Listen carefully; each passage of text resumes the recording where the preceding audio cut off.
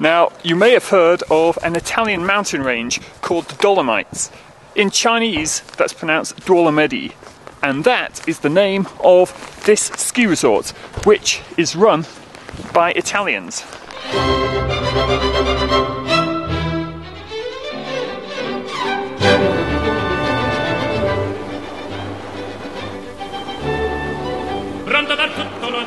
Although the snow is not the best, today at least in Dolomiti, one of the major plus points here is the lack of people. Look at this!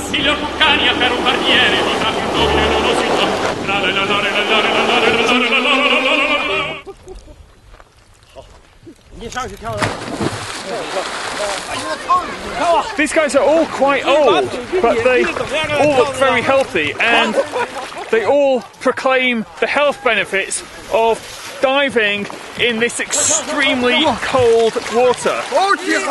And I'm gonna test just how cold it is. I'll just lean over here. Yo! Whoa, whoa, whoa, whoa, whoa, whoa, whoa! Oh, that's freezing. I happen to know the temperature today is around minus 27 degrees Celsius. I'll repeat that, minus 27 degrees Celsius. These guys are swimming. Now, football is not normally a sport associated with China, so you could be forgiven for thinking that watching it is not very popular, but that couldn't be further from the truth.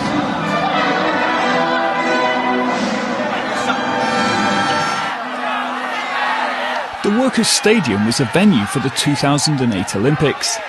It has a capacity of 60,000, and tonight it's almost full. So I finally arrived in the stadium, and I've got a ticket for a seat, which is somewhere back there, but it's so crowded there's just no chance of reaching it, so it's standing room only now, I'm afraid. Ronnie Coleman is an 8-time world champion bodybuilder. He's in China from the US to promote his own range of protein supplements. Ronnie's visit inspired a performance from some of China's top bodybuilders.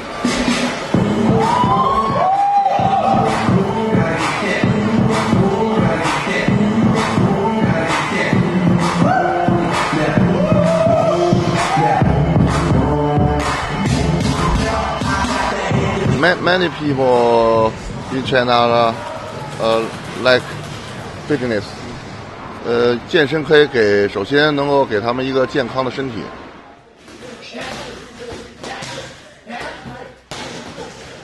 It goes without saying that if you want to be successful in this sport, you need to be very tough, as I found out firsthand.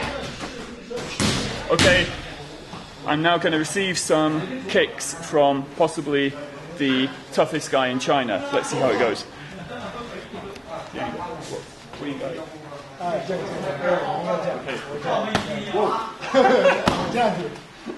Okay.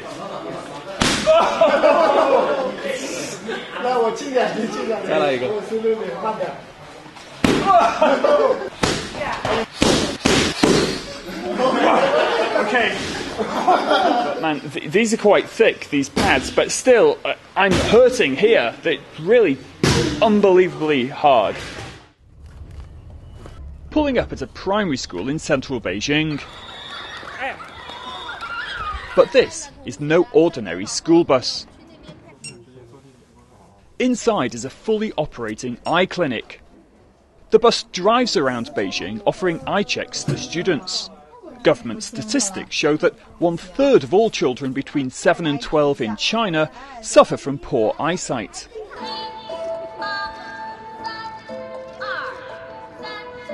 That's despite daily school eye exercises designed to improve vision.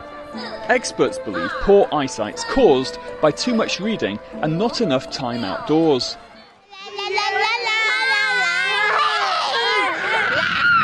Playtime at Yuying Primary School in Washington, D.C. But this is a school with a difference. Yuying is a Chinese immersion school. This means kids here learn subjects in Chinese.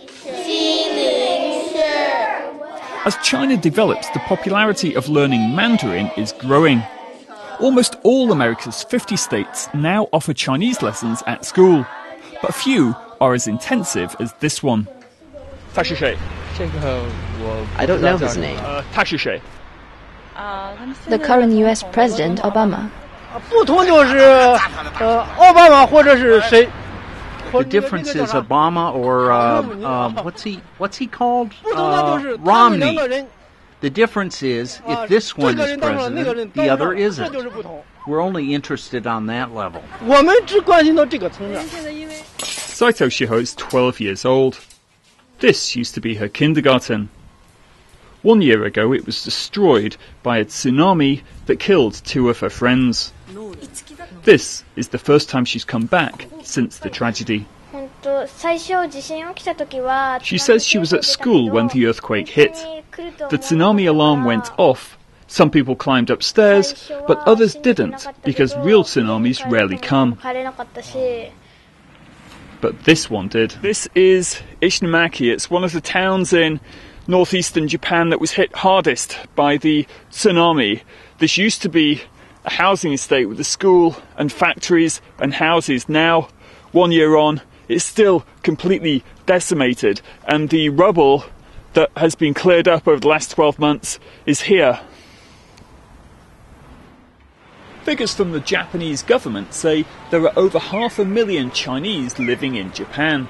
How do they feel about living in a country with such sensitive relations with their homeland? Tenten has been a Sendai resident for many years. 日本人大多数都是很友好，他就是说他会对你很好，但是有一少部分的人他会歧视中国人，或者是对我们中国人会有一些偏见。 This is the 2012 World Expo. Cultural exchange like this is one of the main reasons the Expo exists. But what most people don't know is that much of the real cultural exchange takes place after closing time. So it's around 2:30 in the morning here. The Expo behind me has long since closed, but just across the road here, the party's still very much in full swing.